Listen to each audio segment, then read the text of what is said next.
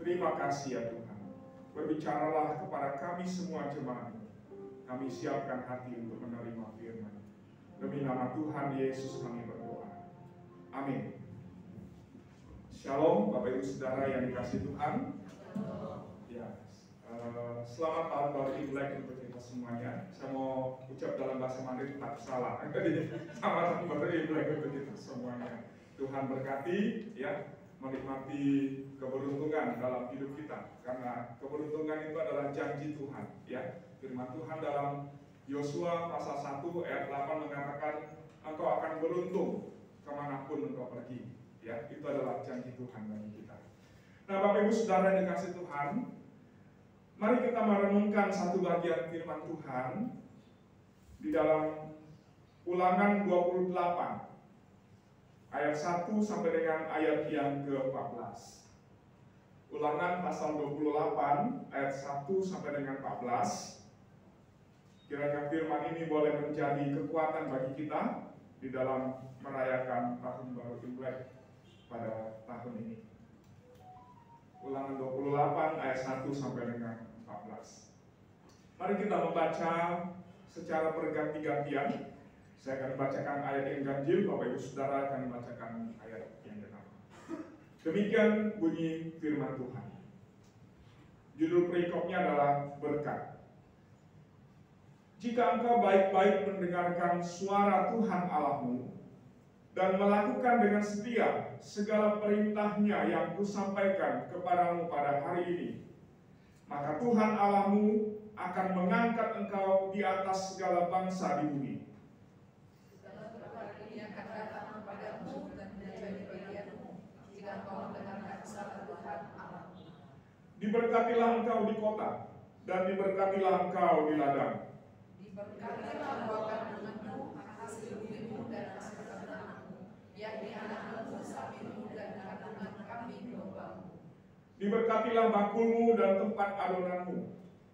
Diberkatilah engkau pada waktu masuk dan diberkatilah engkau pada waktu keluar. Tuhan akan membiarkan musuhmu yang maju berperang melawan engkau terpukul kalah olehmu. Bersatu jalan mereka akan menyerang engkau, tetapi bertujuh jalan mereka akan lari dari depanmu. Tuhan akan melimpahkan berkat ke atasmu di dalam rumahmu dan di dalam segala usahamu. Ia akan memberkati engkau di negeri yang diberikan kepadamu oleh Tuhan Allahmu. Tuhan akan menetapkan engkau sebagai umat-Nya yang kudus, seperti yang dijanjikannya dengan sumpah kepadamu. Jika engkau berpegang pada perintah Tuhan Allahmu dan hidup menurut jalan yang ditunjukkannya. Maka bangsa di dunia akan melihat bahwa nama Tuhan seperti atasmu, dan mereka akan takut padamu. Juga Tuhan akan melimpahi engkau dengan kebaikan dalam buah kandunganmu, dalam hasil ternakmu, dan dalam hasil bumimu, di tanah yang dijanjikan Tuhan dengan sumpah kepada nenek moyangmu untuk memberikannya kepadamu. Tuhan akan membuka bagi pemberdayaan yang berlimpah, yang di langit untuk memberi hujan dan tanah pada masanya, dan berkati segala pekerjaanmu, sehingga engkau memberi pinjaman pada banyak bangsa, tapi engkau sendiri tidak meminta pinjaman.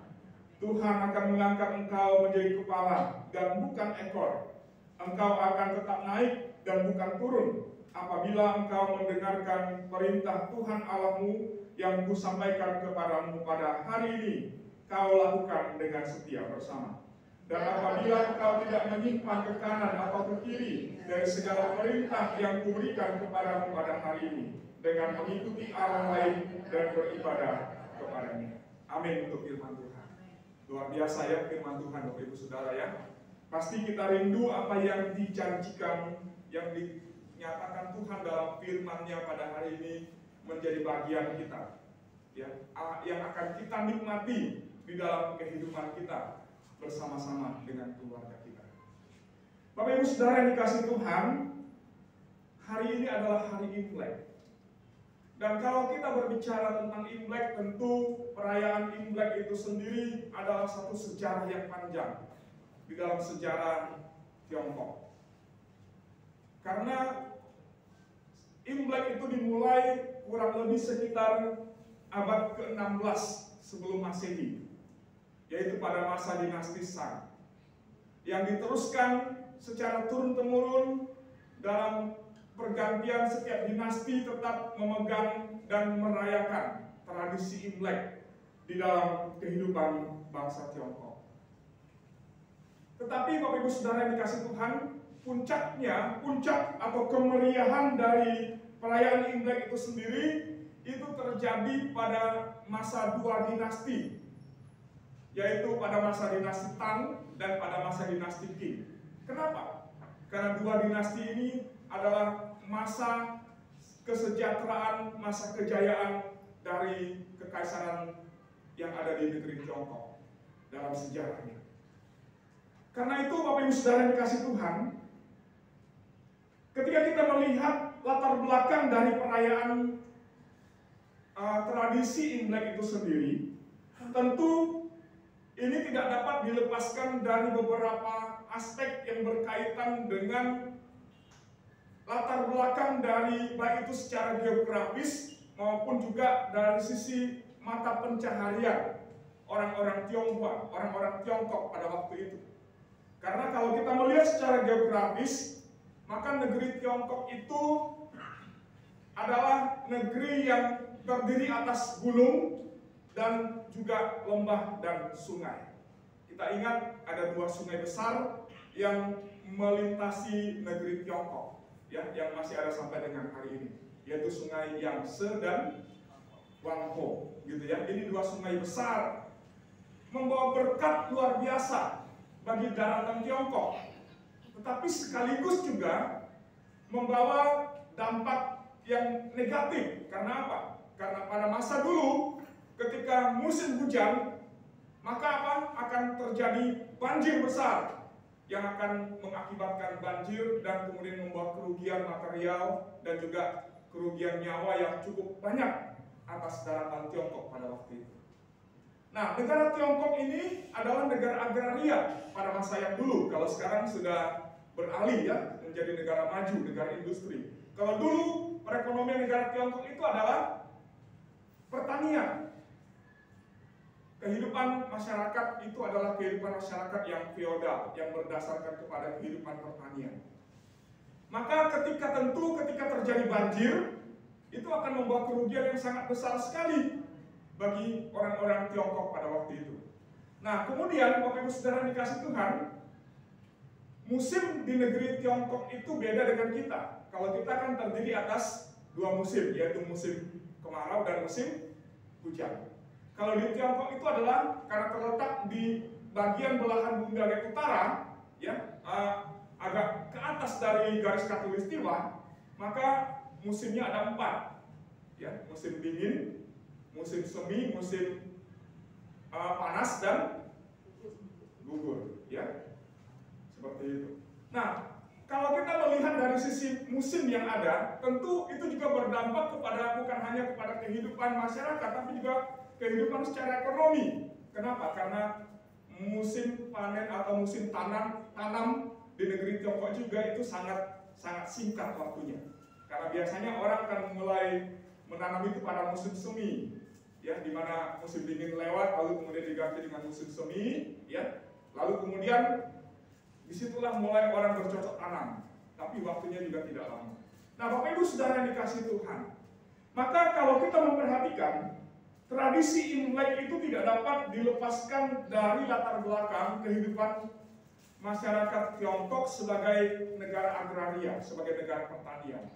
Maka seringkali juga perayaan Imlek itu dikaitkan dengan perayaan panen, ya, di negeri Tiongkok pada waktu itu. Nah, kalau kita memperhatikan apa yang dilakukan oleh orang-orang Tiongkok di dalam merayakan Imlek, Bapak Ibu Saudara dikasih Tuhan, maka perayaan itu bukan hanya bicara tentang tradisi, tapi juga bicara tentang kultur dan kultus, ya, bicara tentang dua sisi, yaitu kultur, budaya, tradisi, dan kultus. Karena dalam perayaan Imlek itu sendiri, dua hal ini saling berkaitan satu dengan yang lainnya. Karena tradisi Imlek dibangun di atas dasar kepercayaan orang-orang, ya, orang-orang Cina, orang-orang China, ya, orang-orang Tiongkok terhadap siapa yang mereka percaya, tapi juga diterapkan di dalam kehidupan sebagai tradisi yang dilakukan secara turun-temurun. Maka kalau kita memperhatikan, Bapak Ibu Saudara yang dikasihi Tuhan, ketika orang-orang Tiongkok merayakan Imlek, apa yang mereka lakukan? Dan mungkin kita di orang-orang Tionghoa yang ada di Indonesia juga masih sebagian besar menerapkan hal ini. Hal pertama yang mereka lakukan adalah melakukan penyembahan dan memberikan persembahan kepada yang mereka percaya. Maka biasanya keluarga akan pagi-pagi, ya, sebelum pai kepada keluarga atau orang tua, maka mereka akan pergi kemana? Ke kelenteng. Untuk apa? Sembahyang di sana. Mereka mengadakan ritual di sana. Karena mereka percaya bahwa keselamatan mereka, kesejahteraan mereka bergantung kepada Tuhan, ya, kepada dewa-dewi yang mereka percayai. Maka pertama kali mereka akan pergi ke kelenteng, ke kuil untuk menyembah, memberikan persembahan, membawa persembahan mereka. Lalu kemudian sesudah itu baru kemudian masuk dalam penyembahan kepada para leluhur yang sudah meninggal, dan terakhir baru kemudian kepada orang tua yang masih hidup.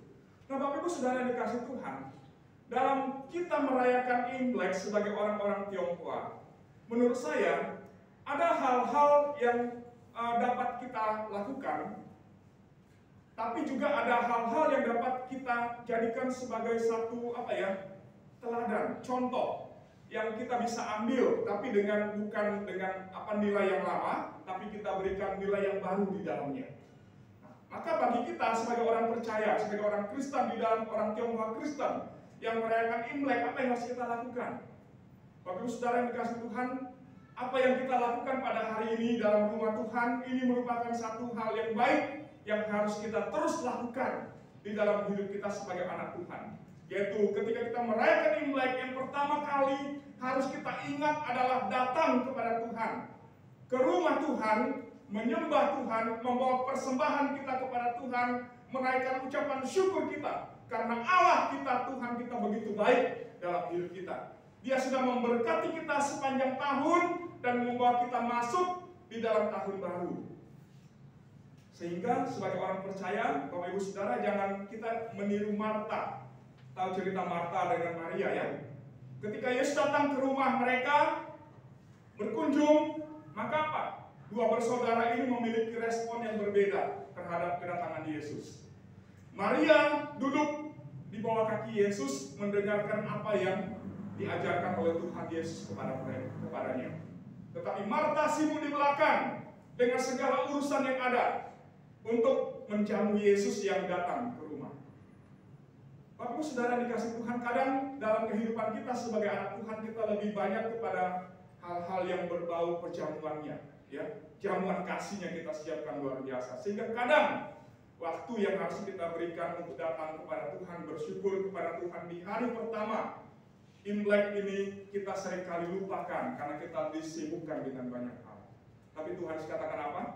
Maria telah memilih yang terbaik. Yaitu apa? Duduk di kaki Yesus mendengarkan Yesus berbicara. Bapak Ibu Saudara dikasih Tuhan, karena kita perlu mengubah mindset kita, cara berpikir kita di dalam kita merayakan Imlek. Maka jangan sampai akhirnya kita lupa bahwa tahun-tahun yang kita lewati itu adalah karena Tuhan. Maka harusnya kita datang kepada Tuhan pertama kali di hari yang pertama, mencari Tuhan, beribadah kepada Tuhan, membawa persembahan kita kepada Tuhan. Ini adalah tradisi yang baik yang perlu kita contoh dan kita turunkan. Kalau dulu dalam tradisi yang lama pergi ke kelenteng untuk berdoa di sana, maka sebagai orang sudah percaya kita datang ke rumah Tuhan untuk beribadah kepada Tuhan. Baru kemudian sesudah itu anak-anak datang kepada orang tua, ya, memberikan salam dan ucapan selamat Imlek kepada orang tua. Bapak Ibu Saudara dikasih Tuhan. Nah, pada hari ini kita akan bersama-sama berbicara tentang berkat. Satu tema yang saya pikir sangat kita suka dalam hidup kita. Karena siapa yang tidak mau berkat? Ada di sini tidak mau berkat? Nggak ada ya, kita semua pasti mau berkat ya. Bapak Ibu Saudara, siapa di sini yang sudah baca ramalan tentang tahun baru Imlek tahun ini, tahun kelinci? Ada yang sudah baca? Nggak ada yang baca, puji Tuhan ya. Jangan sampai ada yang baca ya, walaupun itu mungkin bisa jadi inilah ya, atau ada orang yang cuma sekedar tahu aja, nggak apa-apa. Bapak Ibu Saudara dikasih Tuhan ya, tapi kita percaya bahwa ya, apapun yang dikatakan di dalam ramalan tentang tahun baru kelinci ini ya, kita tetap yakin bahwa hidup kita sebagai anak Tuhan itu pasti akan dijamin dan dipelihara oleh Tuhan. Ya, karena yang menentukan hidup kita itu bukan tahunnya atau sionya. Ada yang sio kelinci di sini? Nggak ada ya? Nggak ada. Oh, bosan nih sio kelinci, oke. Iya. Ya, kadang ya itu tradisi. Ya, kita kadang masih melihat hal-hal seperti itu. Maka seringkali dikaitkan antara sio dengan unsur-unsur yang ada di dalamnya. Kemudian kita bisa mencari hari baik. Oh, untuk sio ini hari baiknya ini, ya. Hari baiknya adalah tanggal sekian bulan sekian. Tapi Bapak Ibu Saudara dan kasih Tuhan, hari baik itu bukan ditentukan oleh sio apa, ya. Bagaimanapun tetap adalah karena Tuhan. Nah, karena itu mari kita belajar dari firman Tuhan tentang berkat. Apa itu berkat? Bapak Ibu Saudara dikasih Tuhan, kalau kita berbicara tentang berkat, maka dari bagian firman Tuhan ini kita dapat menemukan ada dua kebenaran tentang berkat. Apa itu berkat? Yang pertama, kalau kita menyimak di dalam bagian ini, maka berkat itu berbicara tentang perjanjian Allah dengan umatnya.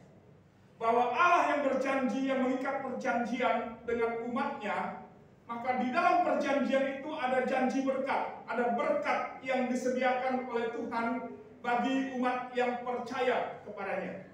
Maka dari bagian firman Tuhan ini kita memahami bahwa setiap orang yang percaya, yang ada di dalam ikatan perjanjian antara Allah dengan kita umatnya, maka pasti kehidupan kita sebagai orang yang percaya itu akan diberkati, pasti akan menerima berkat. Tidak usah takut apapun yang terjadi di dalam kehidupan kita, pasti di dalamnya ada janji berkat Tuhan, dan kalau Tuhan berjanji pasti akan dipenuhi dan digenapi di dalam kehidupan kita. Sehingga Bapak Ibu Saudara yang dikasih Tuhan, berkat itu bukan bergantung kepada seberapa banyak kita mencari, bekerja keras di dalam kehidupan ini, tetapi bergantung kepada apakah kita ada di dalam ikatan perjanjian antara Allah dengan kita sebagai umatnya atau tidak. Karena itu Bapak Ibu Saudara yang dikasih oleh Tuhan, dalam bagian ini kita diajak untuk berpikir secara benar tentang berkat. Maka bukan karena kita bekerja selama seminggu penuh, maka artinya berkat itu akan penuh bagi kita. Bukan karena kita sudah mencari dengan bersusah payah, maka kemudian berkat itu akan ditambahkan kepada kita. Karena firman Tuhan mengatakan dengan jelas bahwa berkat itu adalah sumbernya dari Tuhan. Dan kalau Tuhan yang menjadi sumber dari berkat itu, maka sumber itulah yang akan mengalirkan berkat itu dalam kehidupan kita sebagai umatnya. Bapak Ibu Saudara dikasih Tuhan, karena itu Tuhan mengajarkan kepada kita sebagai orang percaya untuk berjalan sesuai dengan apa yang Tuhan ajarkan kepada kita. Maka kalau kita baca di dalam firman Tuhan ini ada beberapa kali Tuhan mengatakan apa? Kalau kamu berjalan mengikuti apa yang aku perintahkan kepadamu, maka kamu akan diberkati. Kalau kamu melakukan apa yang aku perintahkan kepadamu, firman yang aku sampaikan kepadamu, maka hidupmu akan diberkati. Kalau begitu, Bapak Ibu Saudara dikasih Tuhan, apa hubungan antara kerja dengan berkat? Tentu dalam hal ini juga Tuhan mengatakan kepada kita bahwa bukan berarti kalau berkat itu sumbernya dari Tuhan, maka tidak usah bekerja. Itu adalah berpikir yang keliru, cara berpikir yang salah. Karena Tuhan menyatakan berkat-Nya di dalam hidup kita melalui usaha dan pekerjaan yang dikaruniakan Tuhan kepada kita. Itu menjadi jalan yang Tuhan pakai untuk memberkati kita. Sekali lagi, itu menjadi jalan yang Tuhan pakai untuk memberkati kehidupan kita. Tapi hati-hati, jangan sampai jalan yang Tuhan pakai untuk memberkati kehidupan kita itu kita akhirnya menjadikan yang utama, yang penting di dalam hidup ini, sehingga akhirnya kita mengabaikan firman Tuhan, tidak melakukan firman Tuhan, sehingga akhirnya ketika hari Minggu pun kita seringkali berhitung-hitungan dengan Tuhan. Kalau saya ke gereja, berapa banyak keuntungan yang akan hilang kalau saya tidak buka toko, kalau saya tidak bekerja. Kalau saya tidak bekerja pada hari Minggu, padahal di situ ada banyak pelanggan datang ke toko, maka pasti akan mengurangi jatah yang harusnya saya dapatkan dari usaha itu, dari pekerjaan itu. Bapak Ibu Saudara dikasih Tuhan, seringkali pikiran kita sebagai manusia terkonsep dalam hitungan secara matematis. Kalau makin banyak buka usaha, maka akan makin banyak keuntungannya. Kalau tambah jam saya bekerja, maka akan semakin banyak saya mendapatkan keuntungan. Kalau tambah hari, sepanjang hari dalam satu minggu saya bekerja, berusaha, menjalankan usaha dan toko saya atau pekerjaan saya, maka pasti berkat yang saya akan dapatkan itu akan semakin bertambah. Bapak Ibu Saudara dikasih Tuhan, tapi berkat Tuhan itu bukan hitungan matematis, bukan hitungan secara matematika.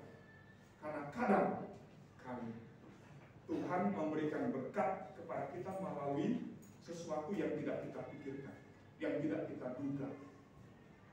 Karena Tuhan seringkali bekerja menyatakan berkat-Nya di dalam hidup kita, bukan melalui apa yang kita pikirkan dan kita lakukan di dalam hidup ini. Karena berkat itu adalah dari Tuhan, dan Tuhan punya cara, jalannya sendiri untuk memberikan berkat-berkat itu di dalam hidup kita. Salah satunya adalah melalui pekerjaan, melalui usaha yang kita lakukan. Kalau salah satunya artinya apa? Ada jalan yang lain, betul ya? Ada cara yang lain yang Tuhan pakai untuk memberkati kehidupan kita. Bapak Ibu Saudara yang dikasih Tuhan, saya belajar dari pengalaman hidup kami sebagai hamba Tuhan. Belajar bagaimana melihat Tuhan itu memberi berkat-Nya dengan caranya sendiri. Dan satu bagian firman Tuhan yang menjadi pembelajaran bagi saya tentang berkat itu sendiri adalah, yaitu pengalaman dari Nabi Elia yang dipelihara oleh Tuhan dengan cara yang ajaib sekali. Ketika terjadi musim kering, Elia harus mengungsi. Dan kemudian Tuhan perintahkan kepada Elia pergi ke sungai Kerit. Maka apa? Aku akan mengirimkan roti dan daging bagi kamu untuk kamu makan setiap harinya. Bapak Ibu Saudara dikasih Tuhan, siapa yang Tuhan pakai untuk mengirimkan roti dan daging untuk dimakan oleh Elia di sungai Kerit itu? Bukan pegawai Raja Ahab, bukan juga pegawai Raja Yehuda, tapi Tuhan pakai burung gagak. Dan ketika saya belajar teks firman Tuhan itu menarik luar biasa. Kenapa menarik luar biasa? Karena di situ dikatakan Tuhan tidak hanya mengirim burung gagak, tapi teks itu mengatakan apa? Setiap pagi dan petang Tuhan mengirimkan burung-burung gagak untuk mengirimkan roti dan daging kepada Elia. Kata burung-burung gagak artinya apa? Berbicara tentang cara alat yang Tuhan pakai untuk memelihara Elia selama musim kering itu. Bukan bergantung kepada satu burung. Setiap hari burung yang sama datang, dan berganti-gantian. Dan itu bukan cuma satu, tapi banyak burung-burung gagak jamak dalam bentuk jamak. Bapak Ibu Saudara dikasih Tuhan, karena itu Mari kita belajar melihat cara Tuhan memelihara kehidupan kita sebagai caranya yang ajaib untuk memberikan berkat bagi kita. Karena ketika kita ada di dalam ikatan perjanjian antara kita dengan Tuhan, kita menjadi milik Tuhan, kita menjadi anak Tuhan, karena kita adalah orang-orang yang percaya kepada Yesus Kristus sebagai Tuhan dan Juru Selamat dalam hidup kita, maka yakinlah dan percayalah bahwa Tuhan pasti akan memelihara engkau dan saya dengan caranya Tuhan. Maka jangan pakai cara Tuhan untuk kemudian kita mau mendapatkan keuntungan di dalam hidup ini. Jangan pikir bahwa dengan cara itulah, maka dengan kita, kalau kita melakukan cara itulah, maka kita akan menerima berkat lebih banyak dari apa yang Tuhan mau berikan untuk kita. Bukan. Karena berkat itu sumbernya dari Tuhan. Itu adalah pemberian Allah bagi kita sebagai bagian dari perjanjian yang Dia ikat dengan kita. Maka Dia akan membukakan jalan-jalannya untuk melimpahkan berkatnya dalam kehidupan kita.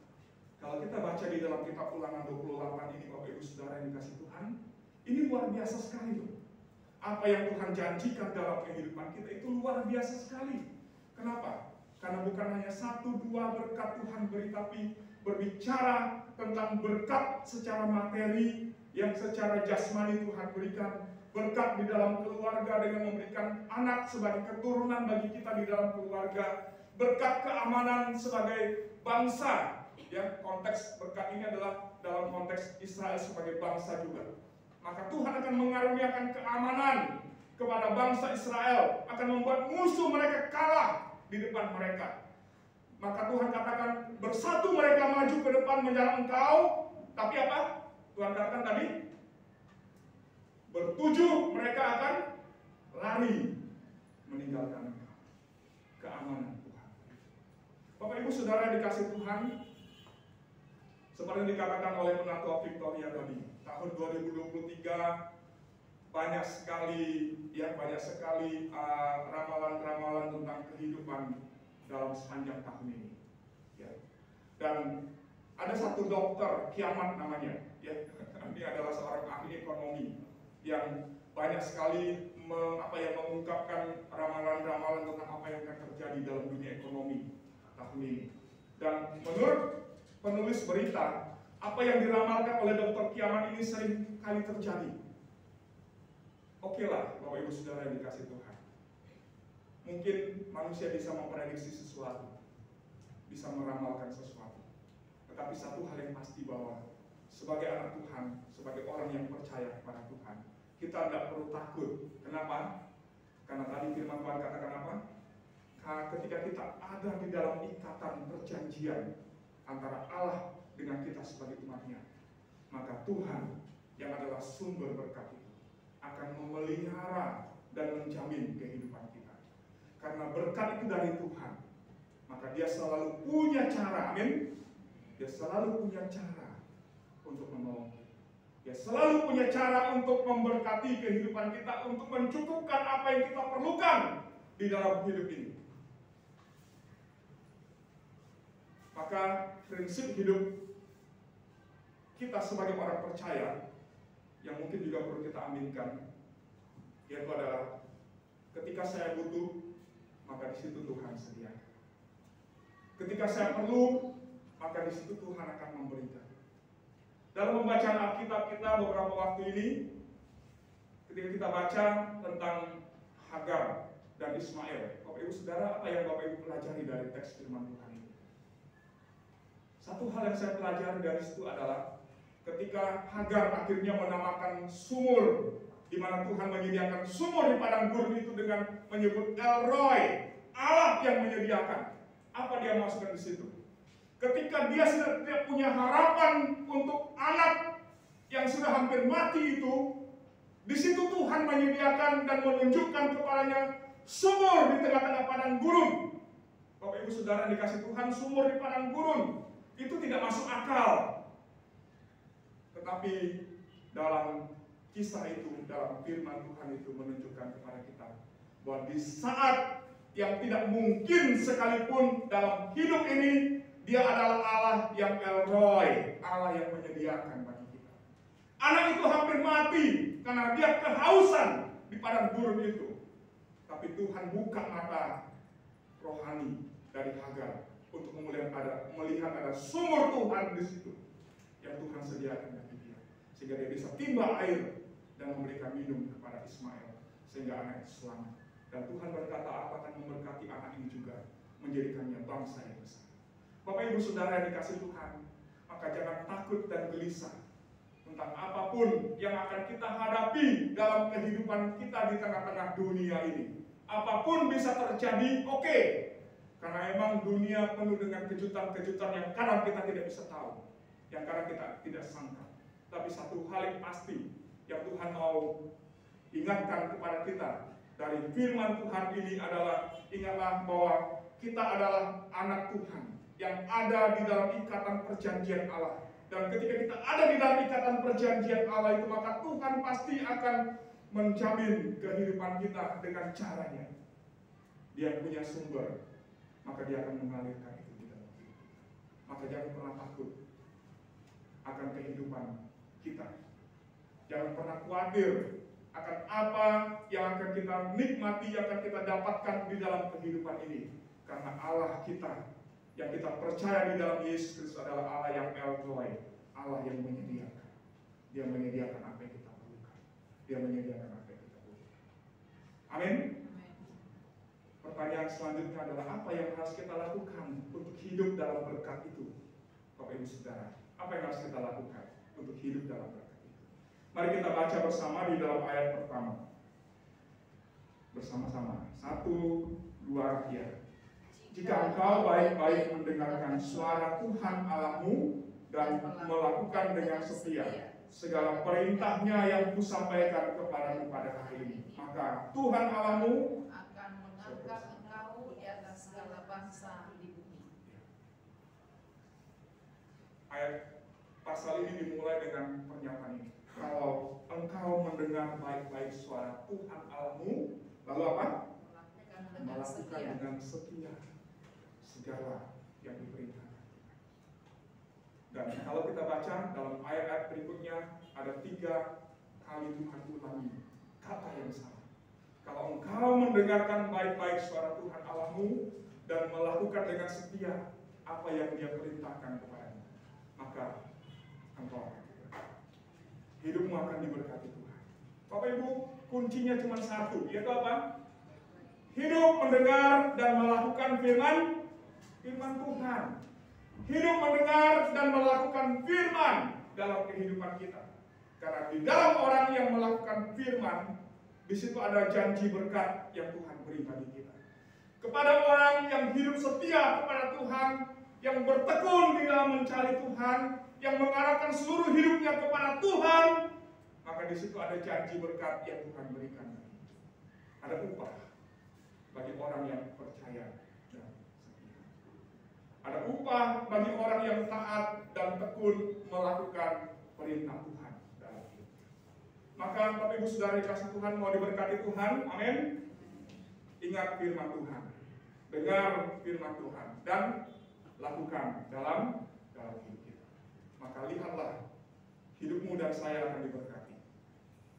Hidupmu dan saya akan melimpah dengan segala kebaikan Tuhan dalam kehidupan kita. Karena tidak pernah Tuhan meninggalkan orang yang percaya kepada-Nya. Karena tidak pernah Tuhan akan membiarkan orang yang setia kepada-Nya. Firman Tuhan dengan semua tokoh yang ada di dalamnya menunjukkan kepada kita tentang 2 sisi kehidupan manusia. Yang satu sisi orang yang percaya kepada Tuhan, yang taat dan setia melakukan firman. Yang satu lagi adalah orang yang berdosa, yang memberontak, yang melawan Tuhan dalam hidup. Yang mana yang diberkati oleh Tuhan, Bapak Ibu Saudara? Yang pertama, hidup orang yang taat setia melakukan firman, percaya kepada Tuhan. Sedangkan orang yang berdosa, yang tidak taat kepada Tuhan, yang melawan Tuhan, itu adalah orang yang hidupnya binasa. Dan selama hidup dalam dunia dipenuhi dengan berbagai macam hal yang mendatangkan kesusahan. Maka Tuhan mengingatkan kepada kita pada hari ini. Di hari pertama Imlek, ingatlah firman Tuhan. Tuhan katakan apa? Kalau engkau mendengarkan suara Tuhan Allahmu dengan baik-baik dan melakukan dengan setia segala perintahnya yang kusampaikan kepadamu pada hari ini, maka Tuhan Allahmu akan mengangkat engkau, akan memberkati engkau. Diberkatilah apa dikatakan di dalam ayat yang mari kita mulai baca di dalam ayat yang ketiga sampai dengan ayat yang ke-14 menutup bagian firman Tuhan ini. 1, 2, ya. Diberkatilah engkau di kota dan diberkatilah engkau di ladang. Diberkatilah buah kandunganmu, hasil bumimu dan hasil ternakmu, yakni anak lembu sapimu dan kandungan kambing dombamu. Diberkatilah bakulmu dan tempat adonanmu. Diberkatilah engkau pada waktu masuk dan diberkatilah engkau pada waktu keluar. Tuhan akan membiarkan musuhmu yang maju berperang melawan engkau terpukul kalah olehmu. Berjalan tetapi bertujuh jalan mereka akan lari daripadamu. Tuhan akan memerintahkan berkat ke atasmu di dalam bumbumu dan di dalam segala usahamu. Ia akan memberkati engkau di negeri yang memberikan padamu oleh Tuhan Allahmu. Tuhan akan menetapkan engkau sebagai umat-Nya yang kudus seperti dijanjikannya dengan sumpah kepadamu, jika engkau berpegang pada perintah Tuhan Allahmu dan hidup menurut jalan yang ditunjukkannya. Maka segala bangsa di bumi akan melihat bahwa nama Tuhan telah disebut atasmu dan mereka akan takut kepadamu. Juga Tuhan akan melimpahi engkau dengan kebaikan dalam buah kandunganmu, dalam hasil ternakmu, dalam hasil bumimu, di tanah yang dijanjikan Tuhan dengan sumpah pada nenek moyangmu untuk memberikannya kepadamu. Tuhan akan membuka bagimu perbendaharaan yang melimpah, yakni langit, untuk memberi hujan bagi tanahmu pada masanya, dan memberkati segala pekerjaanmu, sehingga engkau memberi pinjaman kepada banyak bangsa, tapi engkau sendiri tidak meminta pinjaman. Tuhan akan mengangkat engkau menjadi kepala dan bukan menjadi ekor. Engkau akan tetap naik dan bukan turun, apabila engkau mendengarkan perintah Tuhan Allahmu yang kusampaikan kepadamu pada hari ini, kau lakukan dengan setia. Apabila engkau tidak menyimpang ke kanan atau ke kiri dari segala perintah yang kuberikan kepadamu pada hari ini dengan mengikuti Allah lain dan beribadah. Amin. Ini janji Tuhan bagi orang yang setia, yang hidup dalam firman. Maka Tuhan akan memberkati. Ingatlah dua bagian firman Tuhan yang kita renungkan hari ini. Yang pertama, bahwa berkat itu adalah tanda janji Tuhan dalam hidup kita sebagai anak-anaknya. Dan yang kedua, bahwa berkat itu diberikan Tuhan kepada mereka yang setia, yang taat, yang tekun melakukan segala perintah Tuhan. Maka teruslah melakukan firman dalam hidup kita. Dengar dengan baik-baik dan lakukan dengan sungguh-sungguh. Kiranya Tuhan memberkati kita semua. Selamat tahun baru. Mari kita berdoa. Tuhan, terima kasih untuk firman-Mu yang kami renungkan hari ini. Janji Tuhan luar biasa bagi kami. Engkau sendiri mengatakan bahwa Engkau akan mengangkat kami dan tidak akan membiarkan kami turun. Engkau akan menjadikan kami kepala, bukan ekor. Tapi Tuhan juga mau sebagai respon dari janji itu, bahwa kami hidup dalam ketaatan dan kesetiaan, dalam kesungguhan hati untuk mencari Tuhan dan melakukan firman Tuhan. Kiranya Tuhan menolong kami.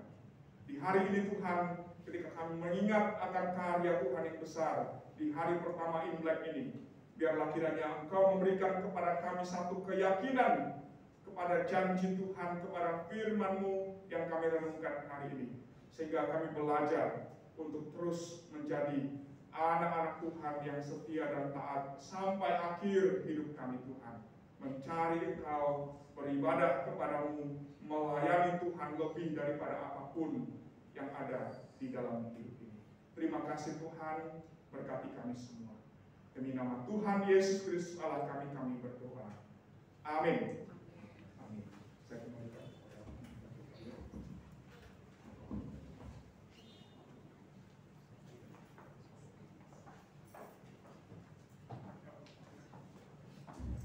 Sisi Musa,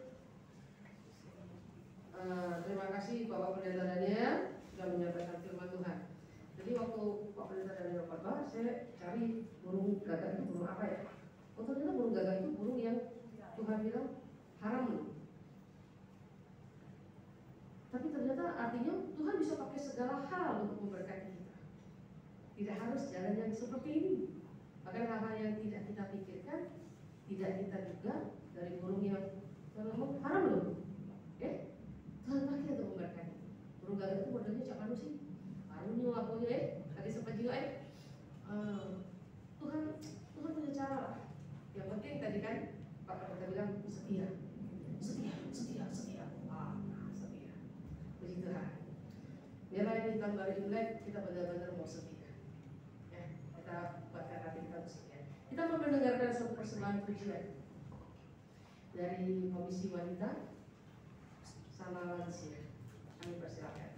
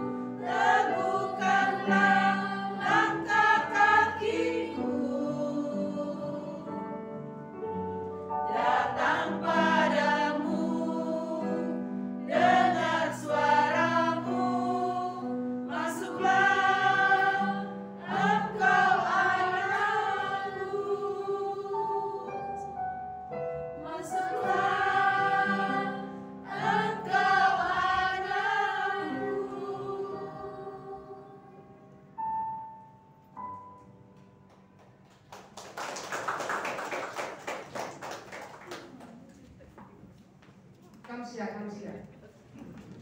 Ini lagu Hokkien ya. Han guai chiu, yuri gua joko, guai. Nah, suatu pujian yang sangat indah. Sekarang saatnya kita akan memberikan persembahan. Kita akan memuji Tuhan dengan lagu ini. Saya yakin kita sudah sering dengar. Dalam kata-kata lagu ini adalah ini tahun barunya Tuhan yang berikan. Dan ada satu kata dibilang dengan tangan Tuhan sendiri, Tuhan memimpin banyak hal dalam kehidupan kita. Oke? Baik, maka itu hanya setia. Ayo layani Tuhan dengan sungguh. Kita kan menyanyi lagu ini 2 kali. Lalu sesudah itu, Bapak Ibu sudah coba semua dipersilakan maju depan untuk membawa persembahannya dan masukkan ke dalam kotak persembahan. Apakah semuanya sudah dapat amplop angpau? Karena hari ini persembahan kita akan dalam bentuk angpau. Saudara Surya mungkin ada yang belum dapat kali ya? Saudara Surya, boleh tolong bagikan yang belum dapat angpau? Tolong berdiri ya. Siapa yang belum dapat, boleh Surya yang itu ya, bagi ya. Kita menyanyi lagu ini 2 kali ya. Tahu kan? 新年，祝新年，新年快乐，祝恩典。新年，祝新年，新年来祝恩典，愿大家都快乐过新年。新年，祝新年，新年来祝恩典，同欢喜，同颂扬祝恩典。sekali lagi, dari atas. 新年，祝新年，新年来祝恩典，愿大家都快乐过新年。新年，祝新年，新年来祝恩典，同欢喜，同颂扬祝恩典。丰收王四处都新手带领，希望中心生活在一起。新年，祝新年，新年来祝恩典，愿大家心快乐musik saja. Semuanya sudah siap? Oke, kita akan belajar sekali lagi. Tahu kan lagu ini ya? Iramanya tahu, kita tinggal belajar versi rohaninya, ya.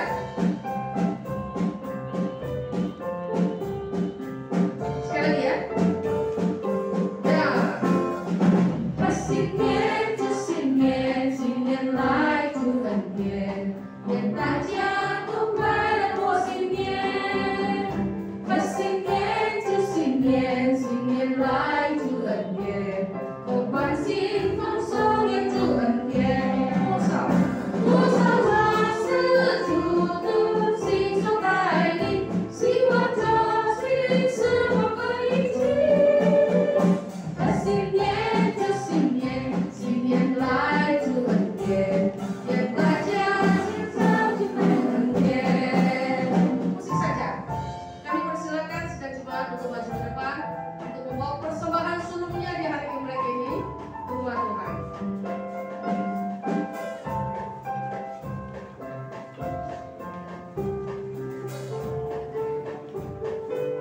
Sekali lagi siap. 新年，祝新年，新年来祝恩